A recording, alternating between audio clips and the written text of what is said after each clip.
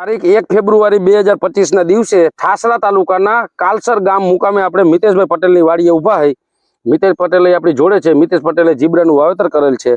તો પહેલે આપણે મિતેશ પટેલની પૂરી ઓળખાણ કાઢી અને પછી થોડા પ્રશ્ન આપણે મિતેશ પટેલને કરશું. તો મિતેશ પટેલ તમારી ઓળખાણ આપો. નમસ્કાર, મારું નામ પટેલ મિતેશભાઈ અંબાલાલ, કાલસર, તાલુકો ઠાસરા, જિલ્લો ખેડા. મિતેશભાઈ તમારો મોબાઈલ નંબર આપો. મારો મોબાઈલ નંબર છે 96 64 62 83.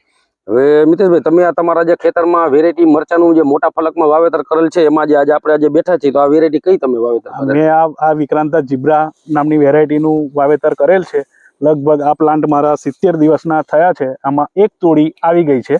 નર્સરી ટ્રાન્સફર કર્યા પછી 70 દિવસની અવસ્થા આપણે ગણી શકીએ. વીણી થઈ ગઈ. બરાબર, એક વીણી થઈ ગઈ અને બીજી વીણી કાલે ચાલુ કરીશું.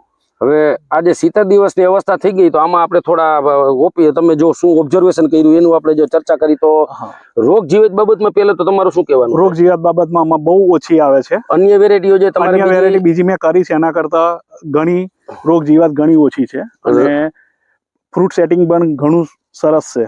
ફ્રૂટની લંબાઈ ને લેન્થ ને જે તમારા જે આ એરિયાની અંદર જે જાડાઈ ને આ જે આપણા એરિયામાં જે ચાલે એ ટાઈપનું મરચું ગણી શકીએ આપણે? હા, ગણી શકીએ. અને આ મરચું ઓમેગા સેગમેન્ટમાં ગણાય, બરાબર છે. અને એની લંબાઈ જાડાઈ ઘણી સરસ છે. અને ખેડૂતો એમ કહેતા કે પરિપક્વ મરચું થઈ જાય ને, આપણે પરિપક્વ મરચું થઈ જાય તો એની લગભગ છારી નથી આવતી, તો આમાં તમને કે છારી દેખાય? ના, છારી નથી. લંબાઈ આપણે જોઈ, લંબાઈ લગભગ 6 ઇંચ ઉપર છે. 6 સાડા 6 ઇંચ ગણી શકીએ. અને મરચું તો ઘણું સરસ છે. અને ફ્લાવરિંગ દેવાની ક્ષમતામાં જે અન્ય વેરાયટી વાવી હોય તો જરાક કેમેરામેન આ જરાક ફોકસ કરો જી. અહીંયા આપણે આ જોઈ ફ્લાવરિંગ ઘણા છે. સોઈપા પછીના 70 દિવસની અવસ્થા પુષ્કળમાં આમાં એક વીણી થઈ ગઈ. એક વીણી થઈ ગઈ છે. અને આ લંબાઈ આપણે ચેક કરી કમ્પ્લીટ.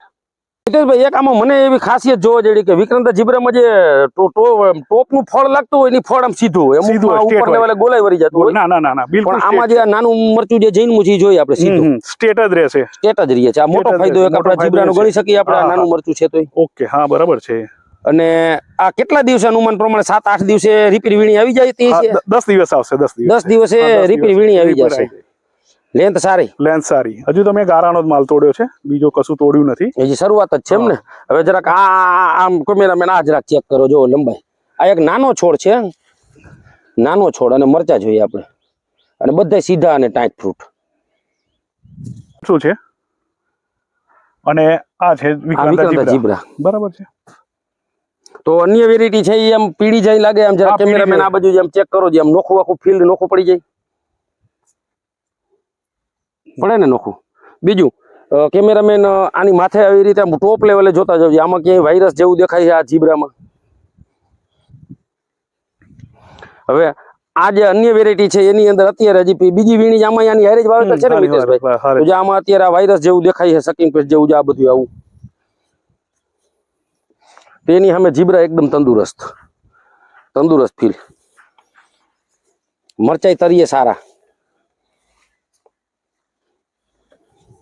મિતેશભાઈ, આ આપણું વિક્રાંતા જીબ્રા તમે વાવેતર કર્યું, ફ્લાવરિંગ ઘાટું રેડી, અને એકદમ ફ્લાવરિંગ. અને મરચાની સાઈઝ પણ તમે જોઈ શકો છો, ઘણી સરસ છે. થ્રીપ્સ નથી અને વજન ઘણું સરસ નીકળે એવી આશા છે અમને. બરાબર. તો ઓલ ઓવર મિતેશભાઈ, તમે જે વિક્રાંતા જીબ્રાની ખેતીમાં ગયા તો તમને મજા આવી આમાં? હા, મજા આવી. અને તમે હજુ 1 મહિના પછી પણ આવી શકો છો. પાછા અમે આવશું. આવો ત્યારે ફરી જોઈ લેજો. હજુ તો આની હાઈટ પણ આવશે. બરાબર છે. મરચાની સાઈઝ પણ તમે જોઈ શકો છો. તો રેડી, સાઈઝ સારી છે. ઓકે. અને અમારે આ સાઈડ ચાલશે મરચું. ચાલશે ને? ચાલે. ઓમેગા સેગમેન્ટમાં ચાલી જશે. મરચાની સાઈઝ પણ સારી છે. તો આ ખેતીમાં જવાનું તમને મન થશે? આ ખેતીમાં આવતી સાલ હું તમારું કહેવા પ્રમાણે જો ગરમીમાં ચાલતી હશે તો અમારી ગણતરી આવતી સાલ 6ઠા મહિનામાં રોપવાની ગણતરી છે. આ વિક્રાંતા જીબ્રા 45 ડિગ્રી ટેમ્પરેચરે જ્યારે મરચા ઉતરતા હોય ત્યારે મિતેશભાઈ હું તમને ફોન કરીશ, ત્યારે તમારે મને કહેજો કે 45 ડિગ્રી આમાં મરચા ઉતરે એવો ખેડૂતોનો ઓપિનિયન છે. આપણે તો અત્યારે છે, પણ જો 45 ડિગ્રી આવશે ત્યારે તમને પણ ખબર પડી જશે. ઓકે. એ આપણે લગભગ 4થા મહિનામાં જો અમારું તમારું મરચું ચાલુ રહ્યું તો આવતી સાલ અમે ઓમેગા સેગમેન્ટમાં જ મરચું કરવાની દરેક પસંદ કરીશું અને દરેક ખેડૂતને ભલામણ કરું છું. રેડી. તો મિતેશભાઈ, તમે તમારા કાલસર ગામ મુકામે તમારા ફીલ ઉપર તમે તમારો કિંમતી સમય આપ્યો, અને તમારું જે ઓબ્ઝર્વેશન જે છે મને બહુ બેસ્ટ લાગ્યું, અને ઓબ્ઝર્વેશન તમારું સચોટ છે. તો આવો કિંમતી સમય આપવા બદલ મિતેશભાઈ તમારો પણ આભાર. તમે મને સારું બીજ આપ્યું એ બદલ.